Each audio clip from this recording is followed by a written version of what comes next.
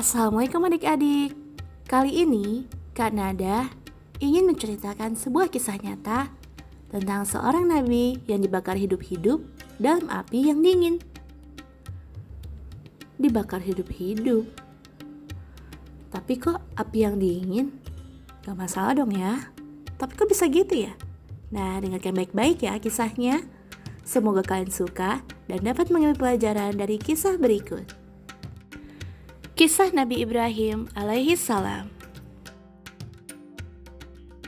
Nabi Ibrahim alaihi salam adalah putra dari Azar bin Tahur yang masih keturunan Nabi Nuh alaihi salam. Tempat kelahirannya bernama Paddan Aram yang terletak di kawasan kerajaan Babilonia pada tahun 2295 sebelum Masehi. Ayah Nabi Ibrahim alaihissalam adalah seorang pemahat dan pedagang patung. Keluarga Nabi Ibrahim alaihissalam sangat terhormat dan cukup terpandang di kota. Namun demikian, keyakinan Nabi Ibrahim tidak sejalan dengan orang tuanya maupun masyarakat Babilonia.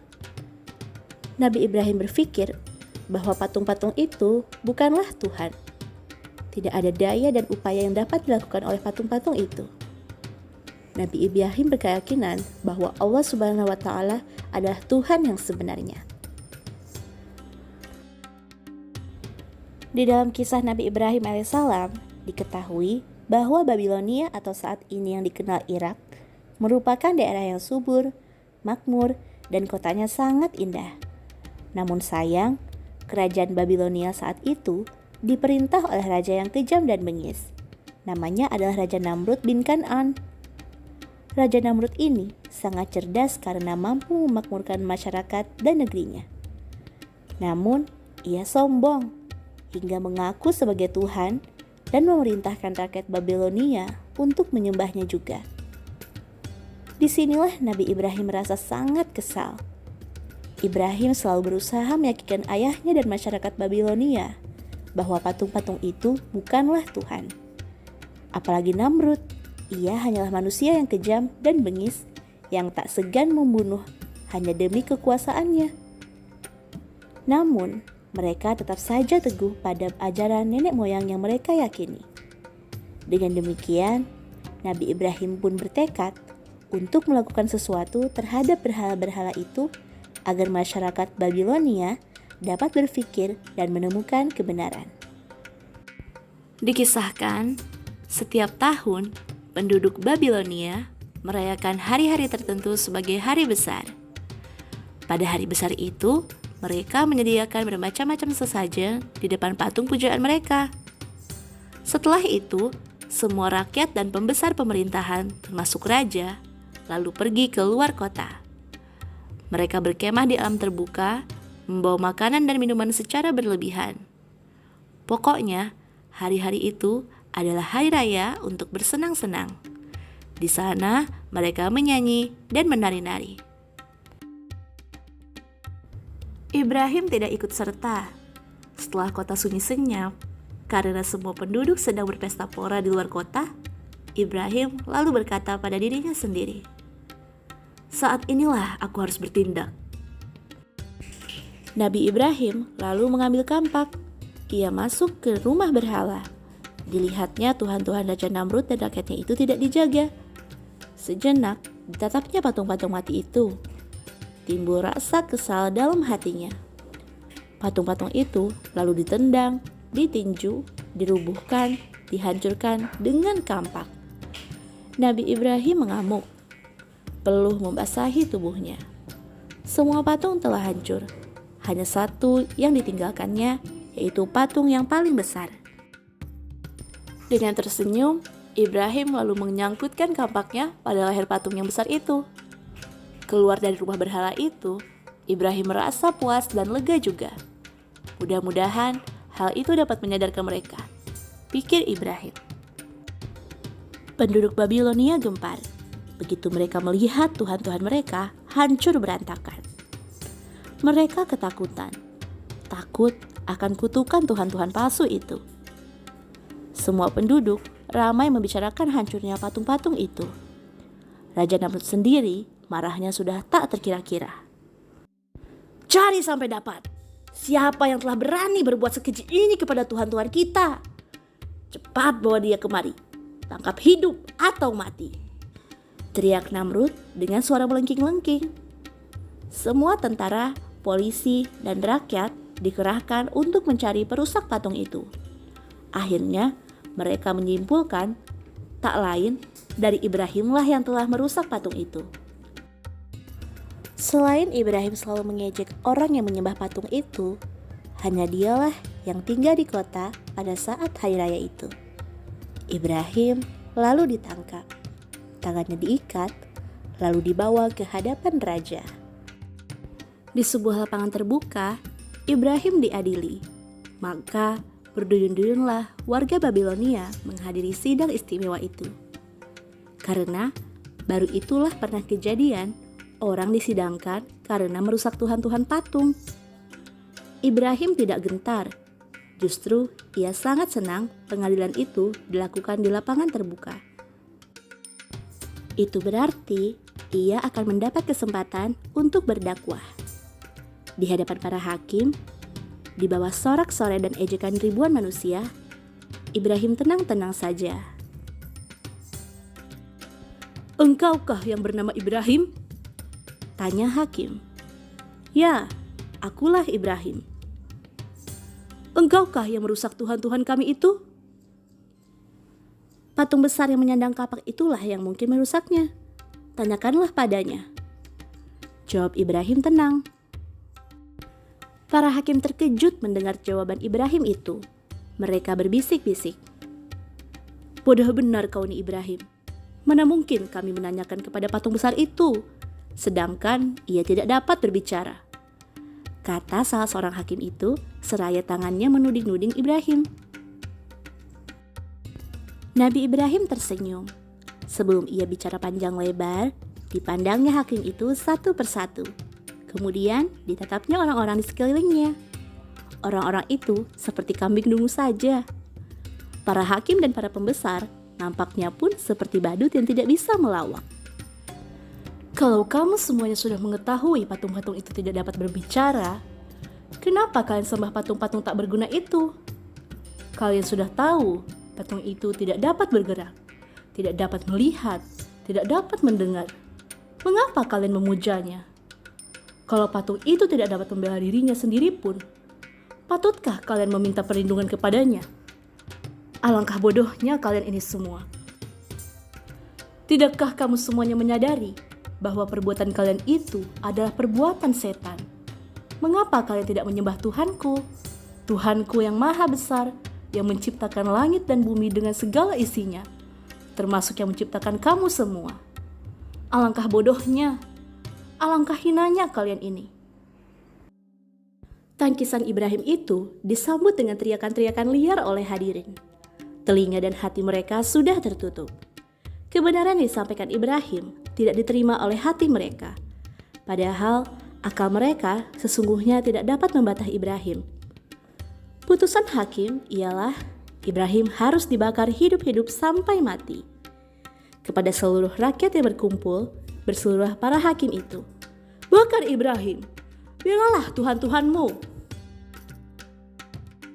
Maka berduyun-duyunlah rakyat Babilonia mencari kayu bakar. Mereka berlomba-lomba mendapatkan kayu sebanyak-banyaknya, karena menurut pikiran mereka, siapa yang paling banyak kayu bakarnya, tentulah ia akan mendapatkan imbalan paling besar dari Tuhannya. Kayu bakar itu dikumpulkan di tengah lapangan, sudah seperti gunung tingginya. Nabi Ibrahim lalu digiring ke tengah onggokan kayu itu. Ibrahim melangkah dengan tenang, tidak sedikit pun ia gentar. Ia yakin sepenuhnya bahwa Allah, Tuhannya, selalu menyertainya. Di puncak bukit kayu itu, Ibrahim diikat. Kemudian, kayu bakar yang kering itu pun dibakar. Api dengan cepat berkobar. Asap mengepul membumbung ke langit. Api terus menderu-deru dengan suara mengerikan. Sampai ratusan meter jauhnya, terasa panas bukan main. Pohon-pohon yang jauh letaknya pun layu dan mati. Orang yang menyaksikan berteriak-teriak. Mereka yakin bahwa Ibrahim pasti sudah jadi abu. Akan tetapi, apakah yang terjadi? Allah menolong Ibrahim. Saat itu, ia berfirman, "Hai api, menjadi dinginlah dan menjadi selamatlah bagi Ibrahim." Allah Maha Kuasa. Api itu pun dingin terhadap Ibrahim. Setelah api padam, keluarlah Ibrahim dengan tumpukan arang dan abu. Ia tidak cedera sedikit pun. Sehelai rambutnya pun tidak terbakar. Bahkan bajunya pun tidak. Hanya tali pengikat tangannya saja yang sudah menjadi abu. Nabi Ibrahim keluar dari abu itu dengan kemenangan. Seluruh penduduk Babilonia gempar. Seumur hidup mereka, baru sekali itulah mereka menyaksikan keajaiban seperti itu. Dan itu bukan tipuan, melainkan mukjizat Tuhan. Raja Namrud menyaksikan peristiwa itu dari jauh. Begitu ia mendengar bahwa Ibrahim selamat tidak dimakan api, hatinya gentar. Akan tetapi, keangkuhan dan kesombongannya tetap tidak mau mengakui kebenaran Ibrahim. Rakyat banyak sebenarnya sangat tergoncang hatinya. Mereka mulai berpikir tentang kebenaran Ibrahim. Akan tetapi, mereka takut kepada raja. Raja Namrud menyadari bahwa Ibrahim adalah lawan yang berbahaya baginya. Karena itu, ia harus menyingkirkan Ibrahim. Akan tetapi, harus dengan hati-hati sekali. Ibrahim harus dilenyapkan dari muka bumi. Kalau tidak, Namrud yakin ia akan ditinggalkan rakyatnya. Raja Namrud tidak mau terang-terangan membunuh Ibrahim. Itu berbahaya. Karena itu, Ibrahim dilepas. Ia bebas berkeliaran di seluruh negeri. Akan tetapi, segala gerak-geriknya diawasi. Ia selalu diikuti puluhan mata-mata. Karena tekanan itulah, Nabi Ibrahim beserta keluarga dan pengikutnya seringkali berpindah-pindah. Dari asalnya di Babilonia, beliau pun berpindah ke Palestina, lalu Mesir, hingga kota Mekah. Meskipun menghadapi banyak halangan dan rintangan, beliau tetap semangat berdakwah dan terus mengajarkan kebenaran dengan kecerdasan dan keberanian yang dimilikinya. Oleh sebab itulah, Nabi Ibrahim alaihi salam merupakan ulul azmi, yakni golongan nabi yang memiliki ketabahan yang luar biasa dalam perjuangan dakwahnya. Rasul yang termasuk ulul azmi adalah Nabi Nuh alaihi salam, Nabi Ibrahim alaihi salam, Nabi Musa alaihi salam, Nabi Isa alaihi salam, serta Nabi Muhammad sallallahu alaihi wasallam. Pada momen mengerikan itu, turunlah malaikat Jibril seraya berkata kepada Ibrahim, "Apa kau butuh pertolonganku?" Nabi Ibrahim tegas menjawab, "Tidak, aku tidak butuh pertolonganmu. Aku hanya butuh pertolongan Allah Subhanahu wa Ta'ala," kata Ibrahim. Nabi Ibrahim lantas berdoa kepada Allah dengan kalimat hasbalah yang dinukil dari Al-Quran surah Ali Imran ayat 173. Hasbunallah wa ni'mal wakil. Artinya, cukuplah Allah menjadi penolong kami dan Allah adalah sebaik-baik pelindung. Kemudian, atas izin Allah Ta'ala, api yang membakar Nabi Ibrahim seketika menjadi dingin. Hasbunallah wa ni'mal wakil. Cukuplah Allah menjadi penolong kami dan Allah adalah sebaik-baiknya pelindung. Kalimat ini termasuk zikir sederhana, namun mengandung makna yang luar biasa. Zikir ini menandakan bahwa seorang hamba hanya pasrah pada Allah dan menjadikannya sebagai tempat bersandar. Dengan melantunkan zikir ini, diharapkan dapat menjadi penolong. Hati seorang menjadi tenang, kuat, dan berani menghadapi tantangan. Dengan mengucapkan dan meyakini kalimat ini, diharapkan dapat memberi semangat bagi seseorang untuk menjalani hidup, agar tidak mudah berputus asa dan selalu yakin bahwa Allah Subhanahu wa Ta'ala selalu bersama kita dan menolong kita. Mulailah membiasakan zikir ini agar hidup kita terasa lebih tenang. Baiklah adik-adik, sampai di sini dulu ya kisah Islami yang dapat Kak Nada sampaikan kali ini. Semoga bermanfaat dan ilmunya bisa diamalkan. Kisah Islami apa lagi yang ingin kamu dengarkan? Ketikkan di kolom komentar ya, kakak tunggu. Wassalamualaikum warahmatullahi wabarakatuh.